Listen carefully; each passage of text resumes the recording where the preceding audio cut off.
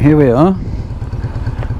Family barbecue at the in-laws in Punta Chica, near San Fernando. So it's not cold, but I do prefer to wear gloves. Everything closed up. I think we'll go the scenic route today.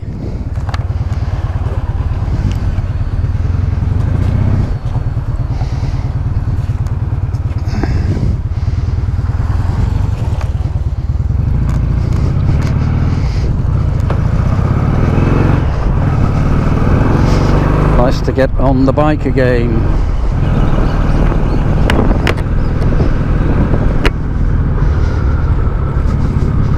It's a kind of therapy, actually, going for a nice pleasant Sunday ride on the bike, or any day really, but Sundays are better because there's less traffic and it's more relaxed and you're not in a hurry. And today there's a very nice traditional Argentine barbecue at the destination.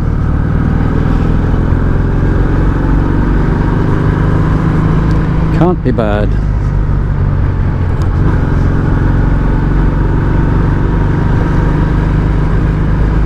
It's not as busy here as a normal weekend because it's Easter weekend and a lot of people have gone away.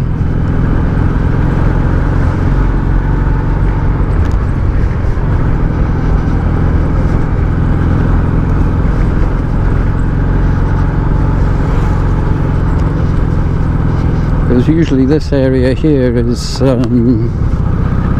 jam-packed full of cars, parked cars. I think I know every inch of this road by now, having done it so many times.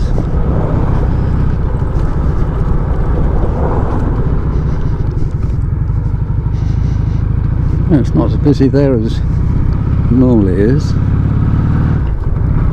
It's very popular for cyclists.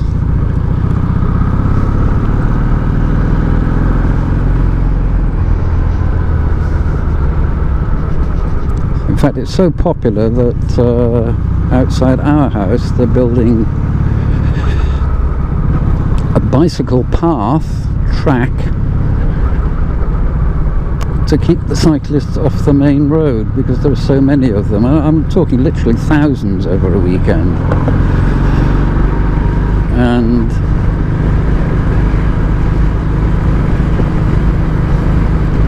without being too detrimental to cyclists, they very often cycle four abreast and they don't take much notice of the cars behind them. Ah, I remember now, they blocked this. Damn it.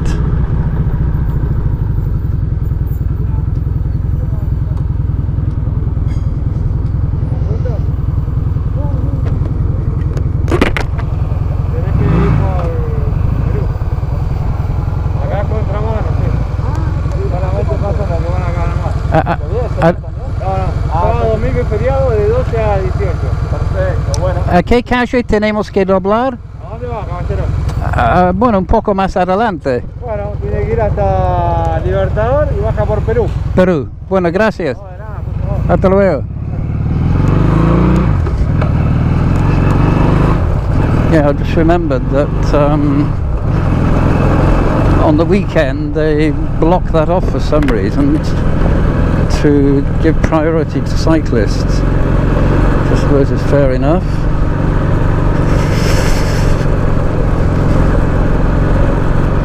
But I prefer riding on the road next to the river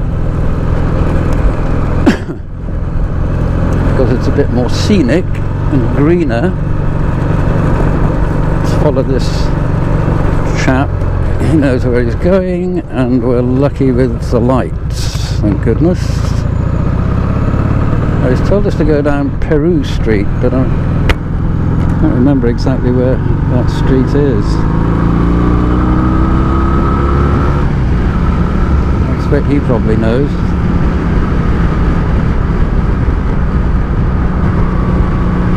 And of course, being Easter Sunday, everybody's eating out.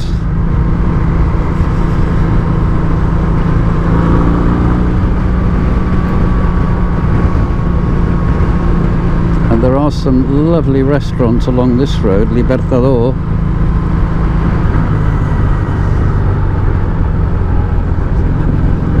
No, I didn't bring my GPS with me, so which one is Peru? Is it this one? No.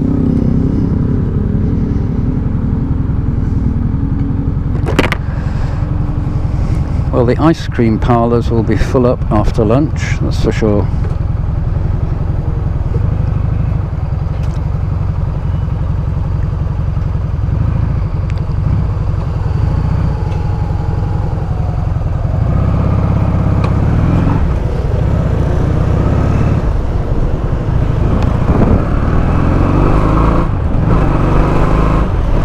To keep our eyes peeled for Peru Street.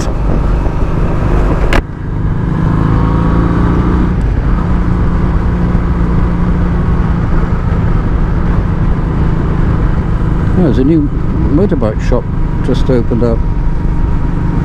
Interesting. You have to admire Argentines for their resilience, I must admit, in this rather bizarre economic climate with nearly 60%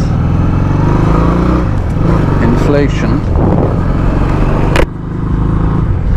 and a lot of import restrictions. One shop closes and 2 others open. It's been incredible how many restaurants have opened since the pandemic.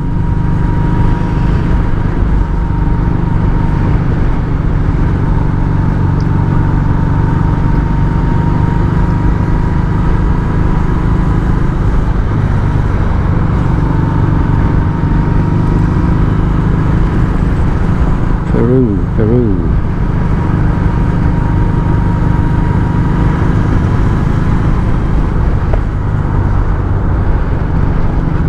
Not that one.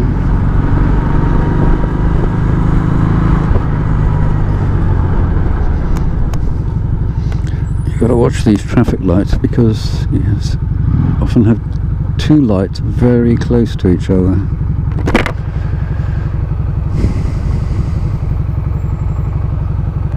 Kansas, that's a really popular upmarket restaurant where they specialise in spare ribs, and you can smell the ribs as you ride past. But that's the nice thing about riding on a bike, of course. You get to smell everything. You know, the leaves, people cutting grass, food cooking, that kind of thing.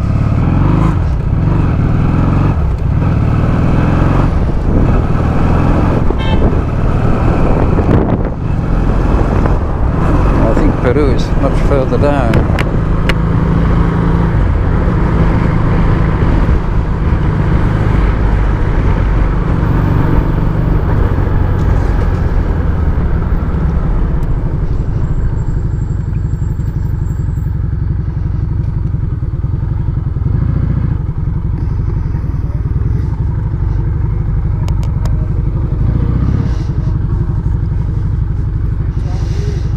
When I first started doing this motorcycle courier work, I thought this bike would be too big and wide for that kind of work, you know, for slipping between other cars, but actually it's not. It's a bit wider than a scooter.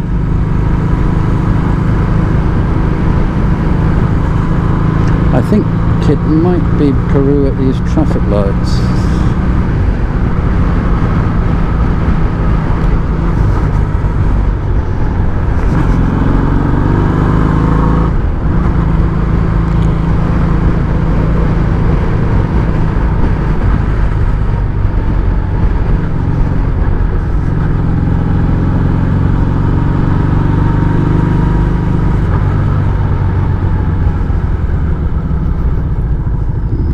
turn down here anyway. See what's going on.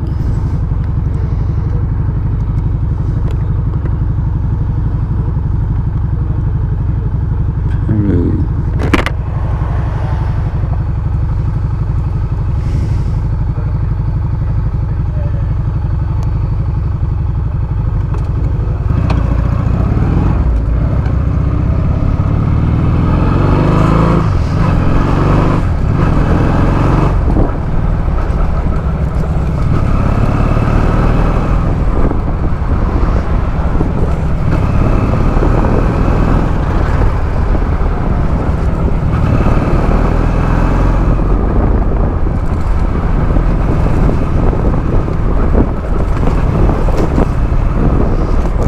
Bit of a view of the river from here.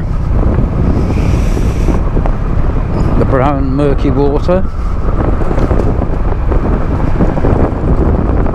Not many hills in Buenos Aires, so it's a bit of a novelty to actually go down one.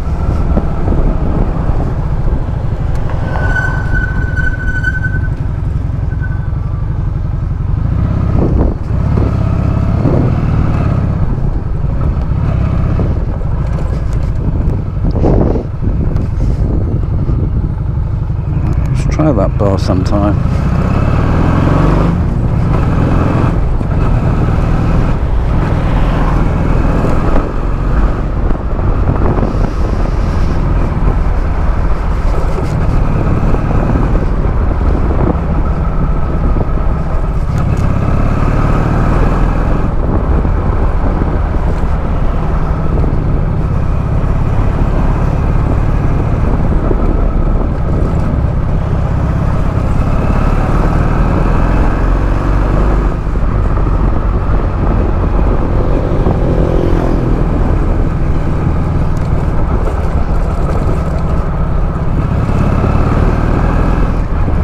There are two ways of doing this, so I'm going to go the slightly quicker route, because the other one you have to go right round the houses to get to where you want to go.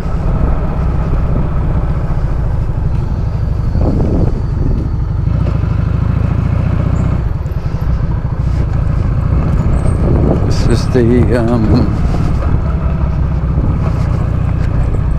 lower San Isidro area.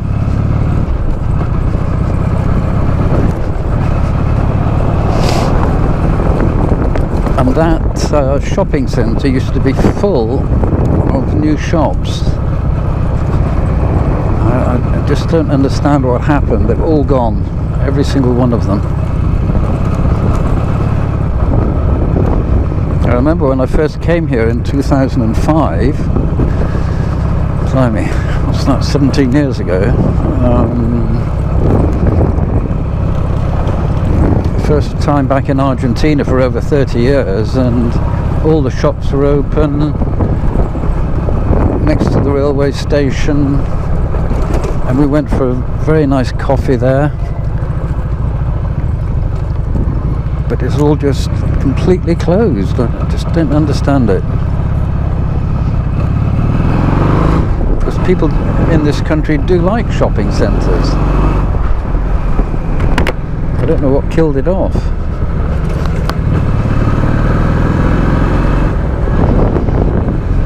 Some massive palatial mansions on the left.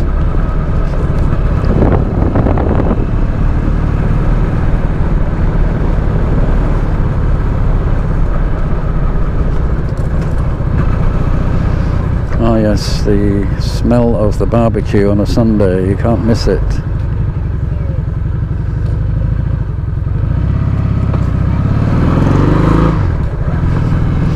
All that smoke.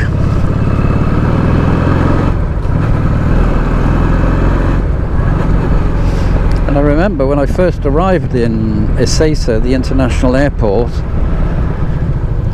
after not having been here for so many years and having lived a couple of years in a very arid, dry, brown area of Spain, the first thing I noticed was how green the place is. It really is, as you can see.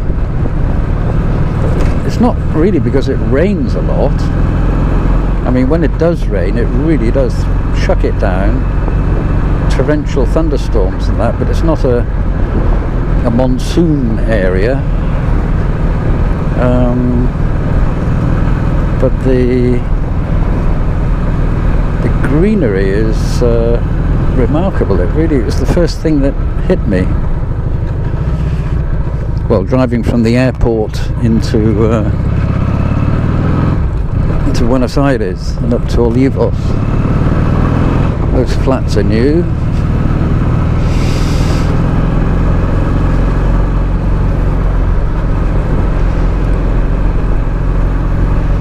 There used to be a school down here which I used to go to back in '74 called St. Andrews, but they've now sold it off and it's now a gated community.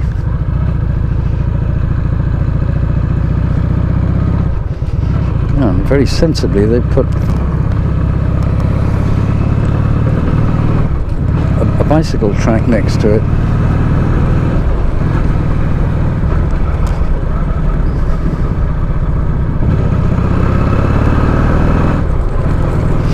It's a very good idea.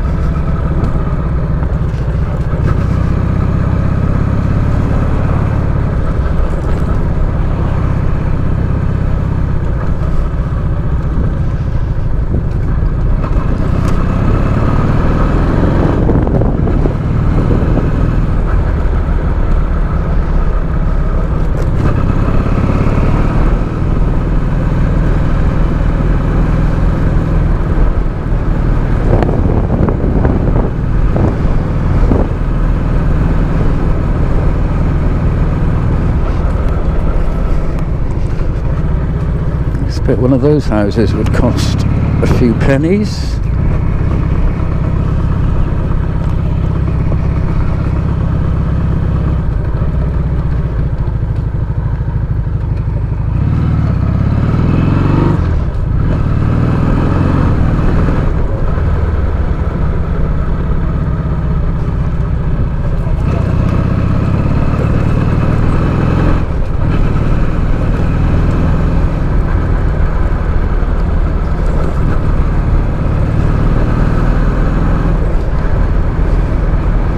Also, what I didn't realise is that the pavement there, in between your house and the road, isn't maintained by the local council.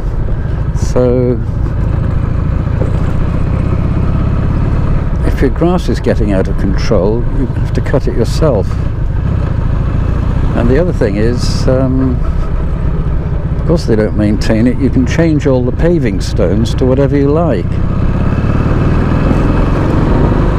so that it looks nice, you know.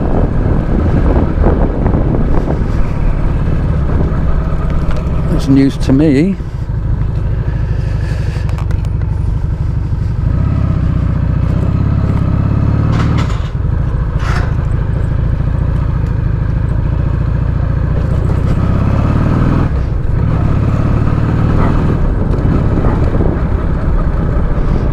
Stop and see what the time is in a minute.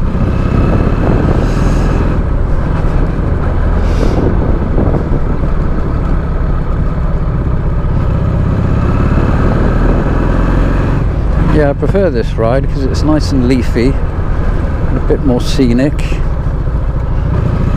I like to weave my way through the sides of these humps.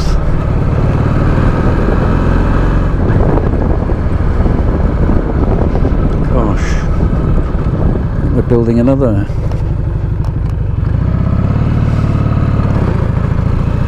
set of houses in that land there.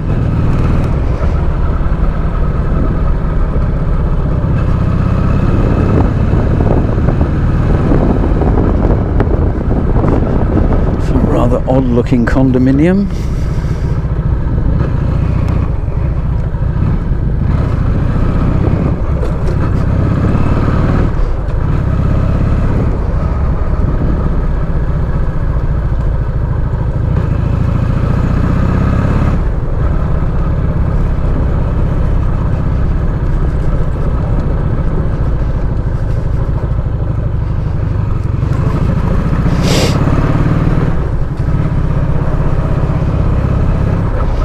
probably noticed these little huts all over the place, which are neighbourhood watch huts. I've probably mentioned it before, but men sit in them all day and keep an eye on what's going on. And then call the police if something suspicious happens.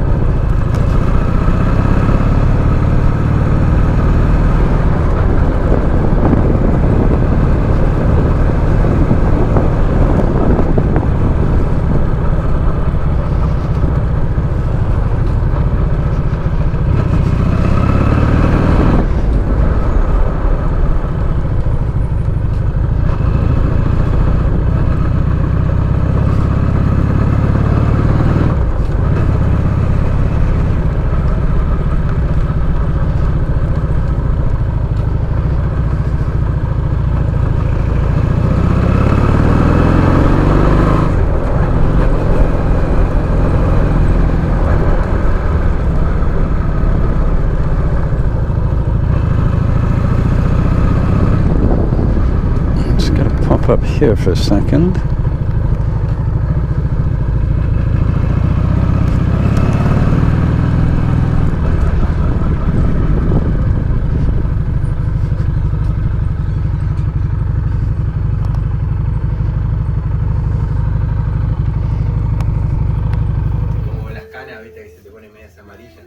So here we have a brand new Argentine barbecue setup. This is what we call state of the art.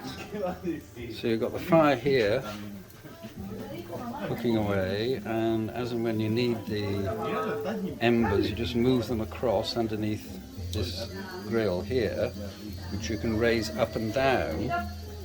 And on here we have chorizos, black pudding, pork. Over there are what are called mollejas. Underneath there, some kind of beef. I think it might be fillet steak. And there we go. Yeah, is that loma? Ojo de bife. Ojo de bife. Eye of beef in English. And some red peppers, of course. And I think this place is built especially for cooking barbecues.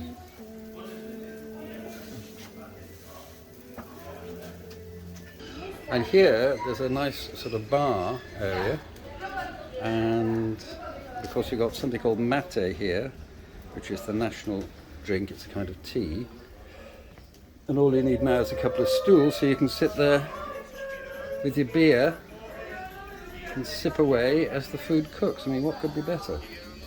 There's a sink over there. I'll just show you the chimney. So here we have the dining area here. And then this massive chimney going all the way up there. So you're going to get an excellent draft. What a lovely area to have a barbecue in.